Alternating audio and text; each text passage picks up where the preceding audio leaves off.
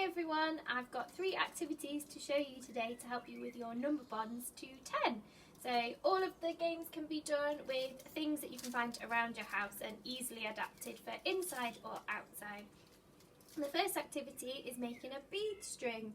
I don't have any beads in my house, but you could use things like pegs, you could use string, ribbon, you could use tube pasta, anything that can be threaded and put onto a string type object. So I've got 10 pegs on my ribbon and I'm going to pick a number out of my box. So I've got numbers 1 to 10 and I've chosen the number 8. So I'm going to count out my 8 pegs. 1, 2, 3, 4, 5, 6, 7, 8. So 8 pegs are over this side, which tells me how many more pegs would be left to make a total of 10. So I can see here there are 2 pegs. So 8 and 2 altogether will make 10. And I can record that as a number sentence, which we do at school. And you can have a go at this at home too. So it will be 8 pegs plus 2 more will equal 10. Okay, the next game I'm going to show you requires a little bit of moving around.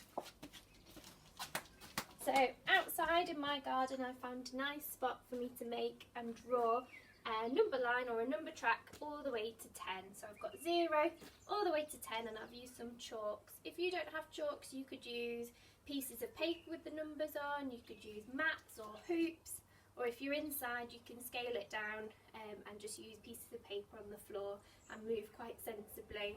So I'm going to go into my box of numbers to 10 again and see what number I pull out.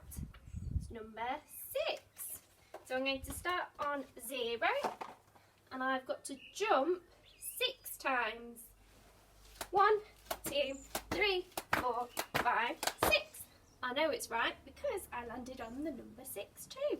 Now I'm looking ahead in front of me and I can see that there are 1, 2, 3, 4 spaces. So I think it's going to be 4 more jumps for me to get to number 10. I'm going to count them out. 1, 2, 3, 4. And I've landed on number 10. Again, I could write this as my number sentence. So I did 6 jumps and I had to jump 4 more times to get to 10.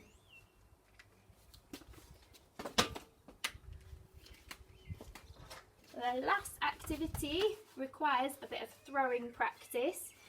So whatever you can get a hold of at home, it could be a small bowl and small objects that are not going to break if you're working inside, or if you're outside it could be 10 balls, 10 bean bags.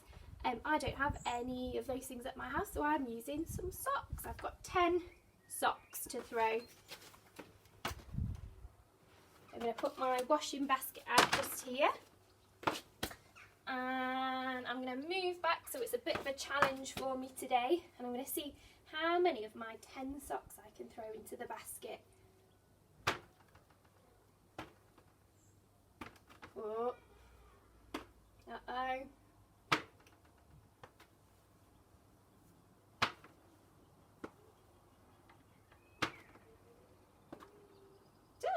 Okay, so I'm going to come over and I can see that there were 4 socks that didn't make it into the basket, and 1, 2, 3, 4, 5, 6. 6 landed in the basket.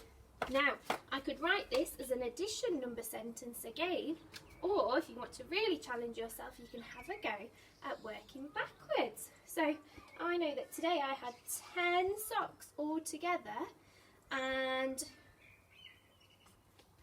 6 of those socks landed inside the basket, and that meant there were 4 socks that were left on the ground. So I had 10 socks altogether. I took 6 of them and 6 managed to land into the basket, so they were taken away, and that meant I had 4 socks left on the ground. Right, I hope you enjoy having a go at some of these games at home. See you later.